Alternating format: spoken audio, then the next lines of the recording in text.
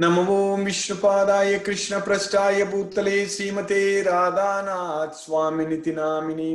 नमो विष्णुपादाय कृष्णप्रष्टाय भूतले श्रीमते भक्तिवेदांत स्वामिनिति नामिने। नमस्ते सरस्वती देवे गौरवाणी प्रचारिणे निर्विशेष शून्यवादी पाश्चात्य देशतारिणे। ओम ज्ञानतिमिरान्धस्य ज्ञानाञ्जनशलाकया चक्षुरुन्मीलितं येन तस्मै श्रीगुरुवे नमः। श्री चैतन्य मनोभीष्टं स्थापितमेन भूतले स्वयं रूप कदा मह्यं ददाति स्वपदान्तिकम्। वन्देहं श्रीगुरु श्रीयुतपदकमलं श्रीगुरून् वैष्णवांश्च श्रीरूपं साग्रजातं सहगण रघुनाथान्वितं तं सजीवं साद्वैतं सावधूतं परिजनसहितं कृष्ण चैतन्य देवं श्री राधा कृष्ण पादान् सहगण ललिता श्री विशाखान्वितांश्च। हे कृष्णा करुणा सिंधु दीनबंधो जगत्पते गोपेश गोपिका कांत राधा कांत नमोस्तुते। तप्त कांचन गौरांगी राधे वृंदावनेश्वरी वृषभानुसूते देवी प्रणमामि हरिप्रिये। वाञ्छाकल्पतरुभ्यश्च कृपा सिन्धुभ्यैव च पतितानां पावनेभ्यो वैष्णवेभ्यो नमो नमः। श्री कृष्ण चैतन्य प्रभो नित्यानंद श्री अद्वैत गदाधर शिवासादि गौरभक्त वृंदा। हरे कृष्णा कृष्णा कृष्णा हरे हरे हरे राम राम राम हरे हरे। ईश्वरा परम कृष्णा सच्चिदानंद विग्रह अनादिरादिर गोविंदा सर्व कारण कारणम। हरे Krishna. By Lord Sri Krishna's causeless mercy, we have successfully finished the 6th chapter of Bhagavad Gita, Dhyana Yoga. 6th chapter has 47 verses, 47 slokas. So in that chapter, Krishna taught us how to control our mind, how to make our mind as our best friend. So yoga, the real meaning of yoga is a person who is practicing whatever Krishna explained in this 6th chapter, so to control the mind. So that is called yoga. So even in the 3rd chapter also, karma yogena yogi now. So there also Krishna uses the word yoga as karma yoga. Even in the 5th chapter also Krishna is using the word yoga, Sankhya Yoga Pratak Balanam. Even Arjuna himself is asking the word yoga. Sannyasam karmanam Krishna punar yogam cha samsasi. Yachreya yetayor ekam tanme bruvi sunischitam. So you explained me about sannyasa, the renunciation, and also you spoke to me about the yoga, punar yogam cha samsasi. You tell me what is good for me. So here this word yoga is repeatedly used in this Bhagavad Gita in every chapter. So Krishna and Arjuna is repeatedly using this word yoga. So in the 6th chapter also we studied so much about the word yoga. So what is the real meaning of yoga? So the yoga is actually, when we studied in the 3rd chapter, when Krishna was explaining yoga as karma yoga, when we are studying in the 6th chapter, Krishna is explaining that as dhyana yoga. So the real yoga, the meaning of yoga is actually when we are not disturbed by the results. So when we are performing the action without getting affected by the results, that means without having any attachment to the results, so then you call it as karma yoga. So when you control the mind, so try to focus controlling the mind, at that time also we are not disturbed by the results because we are trying to control the mind. So at that time you call it as dhyana yoga. So when we does a service unto Krishna, devotional service unto Krishna, to please Krishna, so we call it as bhakti yoga. So when we practice controlling the mind, you call it as abhyasa yoga. So all this yoga, the word yoga is basically, is everything is actually, the real meaning is that when we do all these things, you are not getting disturbed by the results. You are not attached to the results. So then you call it as yoga. So when you are not disturbed by the results, when you are not attached to the results, so that means you have achieved the status of yoga. So that's what Krishna is repeatedly teaching us in this Bhagavad Gita. You need to achieve yoga. So yoga. So the real yoga is that yoginam api sarvesam madgatena antaratmana saddhavan bhajate yomam sameyukta tamomata. So he's a real yogi. So the real yogi is one who dedicates his life completely unto Krishna. One who surrenders unto Krishna out of love. unconditional and unalloyed love, and one who dedicates the life for Krishna and doing everything for Krishna, because for us Krishna is everything. Krishna is everything. Without Krishna, our life has no value. There is nothing. And the meaning, the word without Krishna itself has got no meaning, because Krishna is always with us. So we cannot use the word without Krishna. So Krishna, we cannot separate ourselves from Krishna at any point of time. Krishna is always with us. So that way, if we remember Krishna, if we connect with Krishna, so then it is called yoga. So that means we are not attached to the material things in this material world. So when we forget this fact, when we forget Krishna, when we attach ourselves to this temporary, miserable material world in the sense objects, so at that point of time, we are making big mistakes, because that is not our constitutional position. So that is not the reality. In reality, we should not be forgetting Krishna. We should not forget even a single moment. So we should be remembering Krishna all the time. Sarvesu kalesu. All the time we should be doing everything in Krishna consciousness. Everything should be done for Krishna. So that means it is real yoga. So that's why Krishna is teaching us that. Now in the 7th chapter we are going to start successfully today. So 7th chapter is the knowledge of the absolute. So Krishna is going to teach more about himself. So in order to, I mentioned in the previous class yesterday, how can we develop love towards Krishna? How can we connect ourselves with Krishna? We need to know about him. Without knowing about Krishna, it is very difficult to develop love towards Krishna. If you want to love someone, you need to know about him. So how can we know about Krishna? Only in Bhagavad Gita. So only in Bhagavad Gita, only Krishna is talking to us. So Krishna only. So how we can know about Krishna? We can know about Krishna only from Krishna. Only from Krishna only. So that way, we are very fortunate that Krishna is giving all the knowledge what we need. Sometimes even without Arjuna is asking the question. So Arjuna is asking the question mainly, what is the fate of an unsuccessful yogi? So Arjuna asked many questions. But here in the 7th chapter, Krishna is going to talk about himself. Krishna is going to give us knowledge about himself. So that way, the important point here we need to understand that, because Krishna is always saying that you remember me, think about me, always do everything for me, surrender unto me, everything Krishna is saying. So if we don't know Krishna, how can we do all those things? We need to know about Krishna. So that's the important point. That knowledge is very important knowledge. Krishna is teaching us in this 7th chapter, the knowledge of the absolute. So from the first 6 chapters, we have understood more about our own self. More about that we are not starting from the 2nd chapter, 10th sloka, 11th sloka.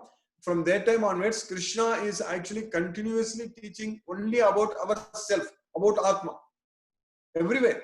If you go through 2nd chapter, the entire 2nd chapter, or even the 3rd chapter, the Karma Yoga, 2nd chapter is the contents of the Gita summarized, and then 4th chapter also about Karma Yoga, action in Krishna consciousness. There is a 5th chapter. So all these chapters, if we go, we understand that, and also 6th chapter is the Dhyana Yoga. So everywhere Krishna is teaching us about that. 4th chapter is transcendental knowledge, and the 5th chapter is Karma Yoga, action in Krishna consciousness, and 6th chapter is Dhyana Yoga. And in all these chapters, Krishna is actually only teaching us about ourself, Atma.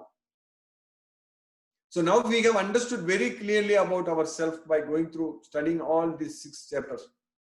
So ultimately in the 6th chapter, Dhyana Yoga, Krishna is teaching us about how to control our mind and make the mind as our best friend, because Krishna is starting that. Krishna is starting with the very important scientific fact. Krishna is telling us that without controlling the mind will remain the worst enemy. So if you don't control the mind, then mind will be the worst enemy. So in this human life only we can control the mind. We need to make use of this opportunity to control the mind. If we don't control the mind, then our mind will be always acting against us. It will bring us lot of problems. Problems after problems, we will get it. If the mind is not our friend. Because at that time, we will be handicapped. We cannot help ourselves. Because our enemy is within ourselves. We cannot even run away from our enemy. Because our enemy is within ourselves. And it brings lot of problems. It invites lot of issues, lot of problems. Mind goes here and there. Yatho nischalati manas chanchalam astiram. Mind goes everywhere and it brings lot of issues, lot of problems. But when we study Bhagavad Gita and understand this Bhagavad Gita fully, and then if we actually control our mind based on the instructions given by Krishna, so then by Krishna's mercy, our mind will not go here and there. Our mind will just listen to us. At that point of time, our mind will become our best friend. So that's what Krishna is teaching us in the 6th chapter about how to control our mind, how to make our mind as our best friend. So, and we understood also very clearly that without making our mind as our best friend, we cannot get out of this material world. This material world is full of suffering. It is dukkhalayam, it is asasvatam, it's temporary, it's miserable. We have got this material body. Our body is made up of matter. Even though it's made up of very complicated biomolecules and all kinds of proteins, fats, cholesterol, and blood, and so many complex molecules in our body, carbohydrates and everything. So they are doing their job all the time, but they are matter. It's just our body is a machine. In fact, really speaking, to understand very clearly, the body, like we get energy, so what you call it as ATP, that ATP itself is made by a mechanical energy inside our body. There is each and every cell, there is a rotor, there's so many rotors, it's mechanically it rotates and creates the ATP. Like in any machine, in a car, it rotates, the tire is rotating, or any machine, there are a lot of rotating components. So like that, within our body, inside the shell, inside the cells, so there are innumerable number of such rotating components. So that's what is making the energy. So our body is machine. But what is how we are getting this energy? Krishna is giving this energy. And as long as we are inside this body, we are the soul. We are not this body. We are the soul. As long as we are inside this body, our body works. In fact, we can be inside this body as long as our body works. When our body fails, when our body stops working, then we cannot stay inside this body. We need to get out. We cannot stay any longer. So that's what we need to understand, that this body is keep on changing all the time. It changes, and we are thinking very wrongly. We are thinking that we are this body, and in this life we try to do everything to satisfy the needs of our body.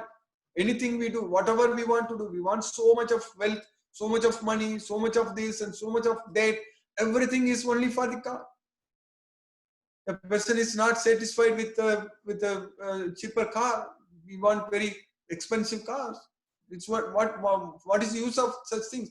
It's only for the body, not for the soul. So similarly, in each and everything, it's just an example. In this material world, we want a very posh life and with all kinds of enjoyment, material sense enjoyment. But ultimately, this body is going to fail. This body is going to fail, and this body will stop working. At that time, we need to get out and we need to leave everything. So at that time, we need to get another body. Utramantam sitammapi bunjanama gunanvitam. So we will keep Sariram yadavapnoti yachapi utramati swaraha grihitvaitani samyati vayuga gandha nivasya. So we will get different bodies. Sariram yadavapnoti. This sarira, this body is temporary. So we will keep changing our body. So we need to understand this Bhagavad Gita, and with the knowledge of Bhagavad Gita, in this life itself, we should get rid of this body. That is the main thing. We should get out of this body. We should not be getting any more temporary, miserable body in this world again. That's what is very important. It is not fun. It is not at all fun to take birth in this material world. It's suffering only. Suffering after suffering. Prakritisthani karsati. Under the control of the modes of material nature, we are struggling. Prakritisthani karsati. We are not enjoying. We are not free. We are struggling very hard with 6 senses, including the mind. Manasastani, Indriyani, Prakristani, Karsati. So that way, we need to understand that we are controlled very strongly by these 3 modes of material nature, and we need to get out of these modes of nature. We should get freedom from these modes of nature. That is possible only by studying and understanding Bhagavad Gita, only by surrendering unto Krishna, only by loving Krishna, only by rendering devotional service unto Krishna. So then only we will be able to get out of this diseased condition. The soul is very much diseased. When we have the body, we are diseased. So we need to cure this disease. So this Bhagavad Gita is the knowledge which helps us to cure ourselves. So when the body is getting infected, we are able to cure the body by taking antibiotics or going to doctor and taking medicines, all such things. So similarly, the soul is now infected. The soul is diseased with this material body. So we need to get rid of this material body fully. And by force, we cannot do that. If a person commits suicide, then he will be forced to accept another material body. So we need to leave this body in such a way that we should not come back again to this temporary, miserable material way. So that's why this knowledge of Bhagavad Gita is very, very important. So now we are successfully starting the 7th chapter today. In the 7th chapter, first sloka, Krishna is continuing there. Sri Bhagavan Vacha. Sri Bhagavan Vacha Maya Sakta Managa Partha Yogam Yunjan Madashrayaga Asamsayam Samagram Yatanyashyasi Tachrunu. Tachrunu, you hear from me. So you hear from me about what? Maya Sakta Managa Partha. By focusing your mind on me, by attaching your mind on me. That's what Maya Sakta Managa Partha Yogam Yunjan Madasrayagam. So perform this yoga. That means the process of controlling the mind. That's what Manasamyamya Machitto. So you control your mind by thinking about me. So Manasamyamya Machitto. That's what Krishna is saying, that Maya Sakta Managa Partha. So mana, mind. So our mind should be attached to Krishna. Mayarpita Mano Buddhihi. Mayeva Mana Adatsva. Mayi Buddhim Nivesayaga. Manmana. Always think of me. Ananya Chetaga Sadatam Yomam Smarati. Mam Smarati. Nityasaga. Antakalecha Mameva Smaran Muktva. So every sloka, so many slokas, Krishna is saying that think about me, remember me, always focus your mind upon me, fix your mind upon me. So our mind should be always focused only on Krishna. That's what in Bhagavad Gita Krishna is repeatedly saying. So if we do that, then we will be able to do everything for Krishna. So how we can prove, how we can claim, or how we can say for certain that we are focusing our mind on Krishna? Only when we do each and every activity for Krishna. Sarva karmani api sada kurvano madvyapasvega. All the time, if you do work only for me. Sarva karmani. Sarva karmani means all the work, all the actions, anything we do. If we are sitting, standing, eating, sleeping, whatever we do, if we do it for Krishna. Sarva karmani api sada kurvano madvyapasrayaga. Matprasada tavapnoti saswatam padam avyayam. By my mercy, you will attain the supreme destination, the permanent place where we will not die anymore. When we take birth in Krishna's world, when we go to Krishna's world, our life is permanent. No more temporary things. Everything is going to be permanent. So that's why Krishna is teaching us that Maya Sakta Manaha Partha Yogam Yunjan Madasrayaga Asamsayam Samagram Mam Yatanyasasi Tachrunu. Asamsayam means without any doubt. Asamsayam. Samagram means completely, in full. Mam Nyasyasi. Mam Nyasyasi means knowing about me. Yata, how? You hear from me. Tachrunu. You hear from me. How you can know me fully from me. by focusing your mind upon me, by doing everything for me. Maya sakta managapata yogam jan madasrayaga. So by taking shelter unto me, by performing this yoga, by focusing your mind upon me, by thinking about me, so how you can know me fully, let me explain to you. I am explaining to you. Tachrunu, yatha nyasisi tachrunu. That's what Krishna is teaching. So we need to get all this knowledge from Krishna only. Then only we can do everything for Krishna. If we try to find ourselves all this knowledge, it's impossible. We cannot get it. We cannot do research to get this knowledge. There are so many scientific labs are there, and people spend their lifetimes doing research and everything on this material world, about this material objects. But to know about ourselves, to know about Krishna, to know about the spiritual world, to get rid of this material world, to free ourselves from the three modes of material nature, we need to just get it from Bhagavad Gita. That's it. Krishna is telling everything very, very clearly. That's why he is repeatedly saying that I will explain to you, I shall explain to you. So you hear from me, you hear from me. Everything Krishna is teaching us. So if we just listen to Krishna, if we understand everything what Krishna says in Bhagavad Gita, and if we are able to just follow Krishna's instructions completely, then we are going to get rid of this temporary miserable well and we'll go to Krishna's well. There is no doubt about it. So by Krishna's costless mercy, we have successfully started the first sloka in the 7th chapter today. And this chapter is a small chapter. So it has got about, again, similar to the last chapter. It is, 6th chapter had 47 slokas. So 7th chapter has got about 29, 30 slokas.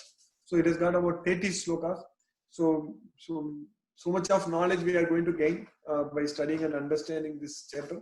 So I'll stop now and we'll discuss if any questions are there. Hare Krishna.